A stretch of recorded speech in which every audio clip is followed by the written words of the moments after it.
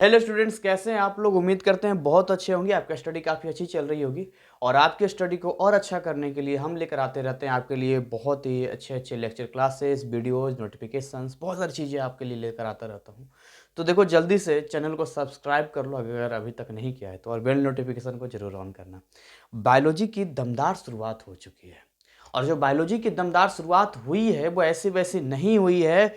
जब इसका आउटपुट मिलेगा ना, मतलब जो आज हमारे साथ मिलकर चलेंगे, जो उनका आउटपुट है, जो रिजल्ट आएगा ना, वो कतई फिजिक्स और केमिस्ट्री से कम नहीं होगा। जहाँ तक हाईएस्ट केमिस्ट्री की बात करें तो 94 मार्क्स या 96 ऐसा कुछ गया है, 96 के आसपास। फिजिक्स भी हाईएस्ट बहुत अच्छा गया है।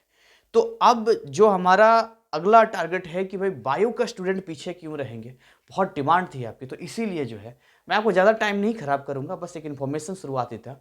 आज हम चैप्टर 2 की शुरुआत हम कर रहे हैं और ये जो चैप्टर है, वैसे तो कहते हैं कि इन चैप्टर्स में बहुत बोरियत फील होती है, लेकिन मेरी पूरी कोशिश रहेगी कि मैं इस तरीके से डील करूं, इस तरीके से बताऊं आपको कि ये चैप्टर बोरियत कम, इंटरेस्टिंग ज़्यादा लगे।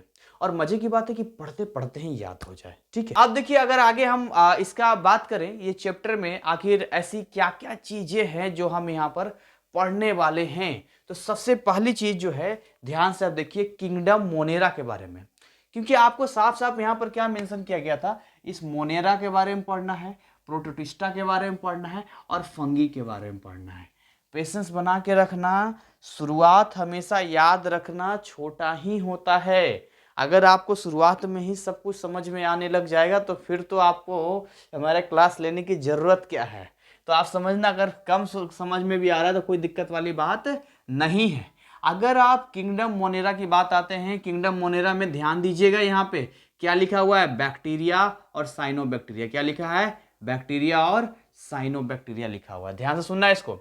अगर आप बैक्टीरिया और साइनोबैक्टीरिया की बात करते हैं, इन दोनों के कॉम्बिनेशन को हम लोग ब्लू ग्रीन एल्गी कहते हैं, जिसको आप कह सकते हैं कि नीला नील हरी शैवाल टाइप का जो होता है, ब्लू ग्रीन एल्गी के नाम से जानते हैं। तो भी ध्यान रखना है, kingdom Monera, kingdom Monera, what do mean kingdom Monera. जैसे ही आ जाए किंगडम मोनेरा की बात आ जाए, बैक्टीरिया और साइनोबैक्टीरिया, क्या याद करेंगे जल्दी से मेरे साथ, बैक्टीरिया और साइनोबैक्टीरिया। और इसको कॉम्बिनेशन को अगर मिक्सअप कर देंगे तो इसको हम बोलते हैं ब्लू ग्रीन एल्गी। क्या बोलते हैं, ब्लू ग्रीन एल्गी बोलते हैं। आइए कुछ इसके बारे में और इसके कैरेक्टरिस्टिक्स जान लेते हैं। जैसे ये होता है भाई साहब कैसा, प्रोकैरियोटिक होता है। क्या होता है, प्रोकैरियोटिक। सर प्रोकैरियोटिक क्या होता है प्रोकैरियोटिक क्या होता है। तो आपने पढ़ा होगा, एक प्रोकैरियोटिक होता है, एक यूकैरियोटिक होता है। प्रोकैरियोटिक जो है ना, उसमें उतने तरीके से डेवलप सेल नहीं होते हैं, पुराने वाले होते हैं, यूकैरियोटिक न्यू वाले होते हैं। हालांकि और भी डिफरेंस है। जैसे प्रोकैरियोटिक का मीनिंग है लैकिंग ऑफ ट्रू न्यूक्लियस। क्या लिखा हुआ है, lacking of true nucleus, that is without nuclear membrane. ये ध्यान से देखिए क्या लिखा हुआ है, विदाउट न्यूक्लियर मेम्ब्रेन। लैक एक वर्ड होता है, लैक, LAC के lack, lack of space, space की कमी। लैक ऑफ पेन, पेन की कमी। लैक ऑफ मिल्क, दूध की कमी। लैक ऑफ स्टूडेंट्स, स्टूडेंट्स की कमी है। तो यहाँ पर अभाव, कमी जो बोल सकते हैं। तो यानी कि प्रोकैरियोटिक वो सेल्स होते हैं जिसमें जो है ट्रू न्यूक्लियस नहीं होता। न्यूक्लियस क्या होता है, न्यूक्लियस क्या होता है, सेल्स के अंदर आपने पढ़ा है। अगर आपने नहीं पढ़ा तो आप एक बार आपको जानकारी ले लेनी चाहिए। क्लास 9 का एक चैप्टर है, हालांकि इसमें भी है लेकिन TMA में चला गया है।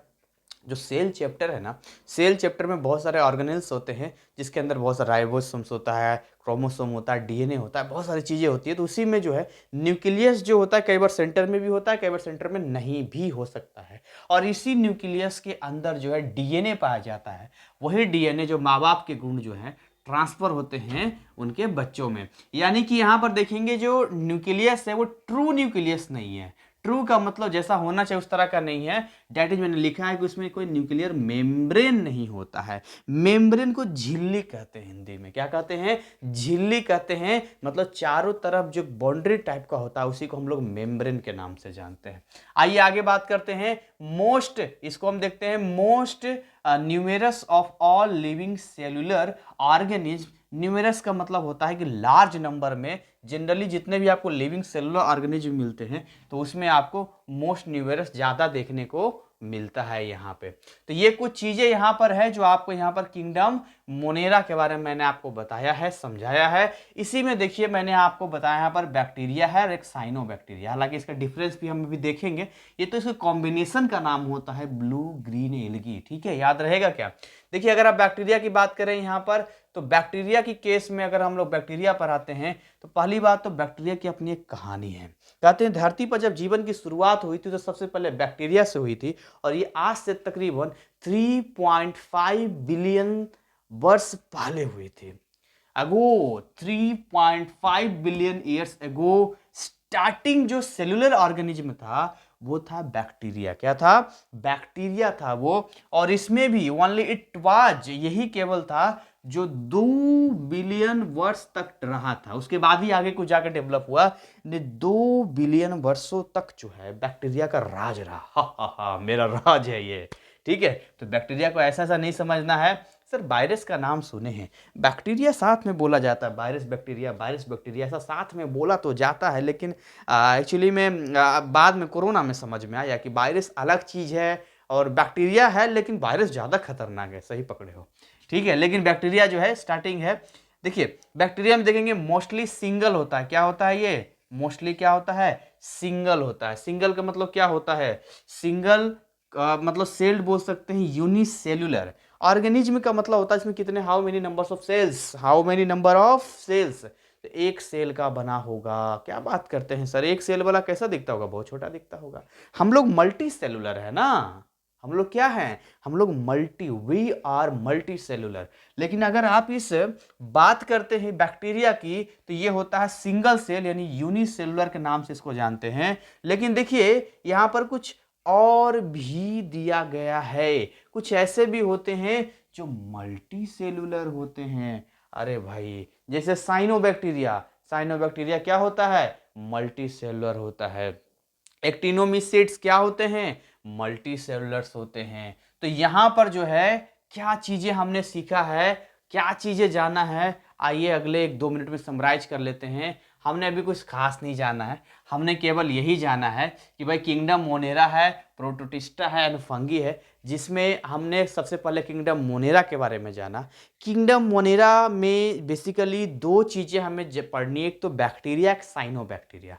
तो बैक्टीरिया और साइनोबैक्टीरिया कॉम्बिनेशंस को हम लोग ब्लू ग्रीन एल्गी के नाम से जानते हैं।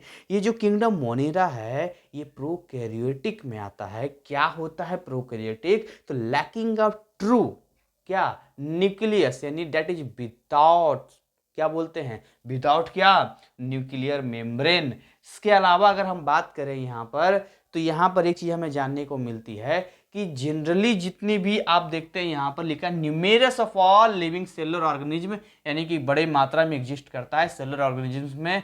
बैक्टीरिया की बात करते हैं, बैक्टीरिया की कहानी आपने जान लिया। धरती पर जो है 3.5 बिलियन वर्ष पहले सबसे पहले जिस ऑर्गेनिज्म का हुआ शुरुआत वो था भाई साहब बैक्टीरिया। 2 बिलियन वर्षों तक इसका राज रहा। दो मतलब सबसे यही इकलौता था जो 2 बिलियन वर्षों तक रहा। जनरली ये यूनिसेलुलर होता, मोस्टली यूनिसेलुलर ही होता है, बट कुछ ऐसे भी हैं जो मल्टी सेलुलर है। आइए हम फिर आगे की बात करते हैं। यहाँ पर आप ध्यान से देखेंगे तो ये एक स्ट्रक्चर है जो इस तरीके का है। मैं कलर चेंज कर लेता हूँ आपके लिए ताकि कलर हमें और बेहतर समझने में आ जाए। सबसे अंदर की अगर हम बात करते हैं यहाँ पे, तो इस अंदर वाले डायग्राम में देखिए ये जो आपको दिख रहा है ये किस तरीके के जो है अंदर में एक एक एक आपको बाउंड्री दिख रही है। फिर बाहर में आप देखेंगे ना तो यहाँ पर भी एक तरह से ये बाउंड्री आपको नज़र आ रही है, ठीक है। तो इस बाउंड्री को ध्यान से देखिए, डबल बाउंड्री का मीनिंग क्या होता है। तो हमेशा आपको ध्यान रखना है कि अंदर वाला जो होता है वो सेल मेम्ब्रेन होता है। क्या होता है? Cell membrane. अगर कलर मैं चेंज कर दूं तो देखिए पर्पल कलर अंदर हो गया और बाहर में मैं रेड कलर अगर बना दूं यहाँ पर, तो बाहर वाला जो रेड कलर मैंने बनाया है वो सबसे बाहरी का है, इसलिए सेल वॉल इसका नाम है। अंदर वाला जो है पर्पल कलर है इसको सेल मेम्ब्रेन के नाम से हम लोग जानते हैं। किस नाम से जानते हैं? सेल मेम्ब्रेन के नाम से इसको जानते हैं। समझिएगा इसको मेरे बात ध्यान से, यहाँ पर सारी चीज़ें हम जानेंगे समझेंगे। अब इसके अंदर आप आ जाएं, किसके अंदर आ जाना है हमें? तो हमें इसके अंदर जाना है, मतलब सेल मेम्ब्रेन के अंदर जाना है। सेल मेम्ब्रेन के अंदर बहुत से स्ट्रक्चर्स आपको दिखाई दे रहे हैं, जिसमें इस स्ट्रक्चर की अगर आप बात करते हैं, ये जो स्ट्रक्चर आपको इस तरीके से, ये जो स्ट्रक्चर आपको दिख रहा है ना, ये स्ट्रक्चर क्या है यहाँ पर? तो ये स्ट्रक्चर यहाँ पर आप देखेंगे तो ये कहता है ये स्ट्रक्चर है DNA nuclear material, no nuclear membrane. यानी कि यहाँ पर जो है आप देखेंगे न्यूक्लियर का जो है वहाँ पर कोई मेम्ब्रेन नहीं है इसके ऊपर। जनरली न्यूक्लियस के ऊपर जो है एक मेम्ब्रेन होता है, बट यहाँ पर कोई मेम्ब्रेन आपको देखने को नहीं मिलता है। शायद यही वजह है कि इसको प्रोकैरियोटिक के लिस्ट में रखा जाता है। इसके अलावा जो है थोड़ा सा आप इसको और नज़दीक बनाने के लिए भी फिगर आया है, ऐसी बात नहीं, आपको बनाने आना चाहिए यहाँ पर। इसके और अंदर में आएंगे तो ये जो खाली स्पेस आपको दिखता है ना, जैसे जो जो आपको दिख रहा है उसके अलावा जो व्हाइट वाला दिखता है, ये खाली स्पेस को हम लोग साइटोप्लाज्म के नाम से जानते हैं। जैसे एक कटोरे में पानी ले लीजिए, उसमें कुछ कुछ चीज़ें आप डाल दीजिए, तो जो खाली जगह उसी को हम लोग साइटोप्लाज्म के नाम से डालेंगे। इसके अलावा इसमें राइबोसोम भी आपको देखने को मिलता है, ग्रेन्यूल्स यहाँ पर। तो ये जो छोटे छोटे पार्टिकल्स ये सब आपको दिख रहा है, ये सब क्या है, ये सब जो दिख रहा है ये राइबोसोम होता है। क्या होता है? राइबोसोम होता है। अच्छा, इसी में जो है आप एक चीज़ और ध्यान से समझना है आपको, इसी में यहाँ पर ये कुछ इस तरीके का दिख रहा है, जो कि एक बोल सकते हैं ना एक स्पेस, मतलब इसके अंदर एक वॉल्यूम टाइप का है जो आपको स्फीयर टाइप का दिख रहा है यहाँ पर। तो इसको हम लोग क्या है, वॉलेटिन फॉस्फेट है, ये जो कंपाउंड ग्रेन्यूल्स इसको हम बोलते हैं। यहाँ पर नेमिंग आपको विशेष ध्यान रखना है मेन मेन चीज़ों का।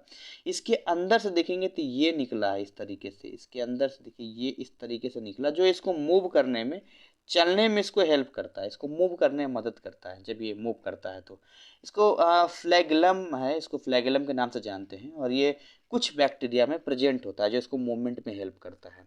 इसके अलावा कुछ चीज़ और मैं आपको इसमें बताना चाहता हूँ, जो कि आप इसको थोड़ा सा समझेंगे। जैसे ये जो आपको डॉट डॉट, हालांकि है डॉट डॉट ही है, ये जो आपको दिख रहा है यहाँ पर, ये इस तरीके का, ये डॉट डॉट में इस तरह से आपको दिख रहा है यहाँ पर। ये कैसा दिख रहा है आपको? स्लिम कैप्सूल है ना, स्लिम कैप्सूल यहाँ पर इसको नाम जानते हैं यहाँ पर। कि कुछ बैक्टीरिया में पाए जाते हैं, कुछ में नहीं होते हैं। तो आपको ध्यान देना है, ये वाला है ना, ये वाला जो मैंने घेरा है, ये वाला और ये वाला, ये दोनों जनरली किस कुछ कुछ बैक्टीरिया में हो भी सकते हैं और नहीं भी हो सकते हैं। अच्छा, यहाँ पर जो है कुछ और टर्म हम लोग जानेंगे, जैसे पीली क्या होता है, पीली के नाम से जानते हैं, PILI। तो यहाँ अभी सारी चीज़ें जानेंगे, एक बार हम लोग फिर से जान लेते हैं थोड़ा सा। ये जो कंपाउंड का नाम है वो है पेप्टिडोग्लाइकैन, जो कि सेल मेम्ब्रेन जो होता है कवर होता है। फिर से देख लीजिए, सेल मेम्ब्रेन अंदर वाला है, जिससे कवर है, जिससे बना है वो होता है आपका पेप्टिडोग्लाइकैन। ये जरूर आपको याद रखना है पेप्टिडोग्लाइकैन के बारे में, ठीक है। आइए देखिए, यहाँ पर कुछ चीज़ें हैं, जैसे कि यहाँ पर लिखा हुआ है सेल वॉल। तो मैंने पहले ही बता दिया आपको कि इसका जो सेल वॉल है वो पेप्टिडोग्लाइकैन से बना हुआ है, ठीक है। आगे हम लोग बात करते हैं यहाँ पर इसमें क्या होता है, यूनिक टू बैक्टीरिया, लिपिड्स और बाकी चीज़ें, उतना दिमाग आपको नहीं लगाना, खाली आप यही नाम रखिए कि पेप्टिडोग्लाइकैन के नाम से है। पीली आपको क्या होता है, ये शॉर्ट एंड थिन थ्रेड होता है, जो कि प्रोजेक्टिंग होता है कहाँ से, सेल वॉल से। तो कुछ बैक्टीरिया में अगर आप सेल वॉल का ध्यान से यहाँ पर देखिए, तो सेल वॉल के फिगर में ये बाहर वाला हमारा सेल वॉल है, ये बाहर वाला ये हमारा सेल वॉल है। तो अगर हमारा ये सेल वॉल है तो ये यहाँ पर क्या होता है, हल्का हल्का इस तरीके से होता है, इस तरीके से, इस तरह से, पीली के नाम से इसको जानते हैं। इस तरह से जो इसका बना हुआ होता है वही इसका बोल रहा है यहाँ पर। बाकी तो फ्लैगेलम आपको मैंने बता ही दिया है यहाँ पे, फ्लैगेला जो हो गया। और प्लाज्मा मेम्ब्रेन है ना, तो प्लाज्मा मेम्ब्रेन क्या हो गया, प्लाज्मा मेम्ब्रेन होता है विलो द सेल वॉल। तो उसको आप जानते ही हैं, सेल मेम्ब्रेन भी कहते हैं, प्लाज्मा मेम्ब्रेन भी कहते हैं, और उसी के अंदर साइटोप्लाज्म में बाकी चीज़ें यहाँ पर देखने को मिलती है। बाकी आगे हम अभी जानेंगे और भी चीज़ें सीखेंगे, बट ये डायग्राम बहुत ही इंपॉर्टेंट है। डायग्राम बनाना बहुत ही आसान है, कोई हार्ड नहीं है, थोड़ा सा आप सोचेंगे तो। देखिए इसमें है क्या, अरे ये देखिए, ये एक कैप्सूल बना दो यहाँ पर, ठीक है, इसके ऊपर एक कैप्सूल और बना दो, खाओ कैप्सूल, मस्त एकदम हो जाओगे यहाँ पर। हैं, किसका बना रहे, बैक्टीरियम का बना रहे, बैक्टीरिया का है ना, कैप्सूल बनाओ यहाँ पे। अच्छा, यहाँ पर थी तो डॉट डॉट आराम से एक कैप्सूल में एक आधा कैप्सूल यहाँ पर तोड़ोगे तो आधा कैप्सूल बन जाएगा, यहाँ से इसका निकाल देना। इस तरह से कोई थोड़ी ना फिक्स है यहाँ पर, इसमें कुछ चीज़ें दिखा देना यहाँ पर, जैसे मेन यहाँ न्यूक्लियस दिखा दो यहाँ पर, ये वाला। इसके अलावा यहाँ पर जो है राइबोसोम दिखा दो, साइटोप्लाज्म लिख दो, सेल वॉल, सेल मेम्ब्रेन, बात खत्म हो गया। और क्या, इतना कौन लफड़ा लेता है इसको।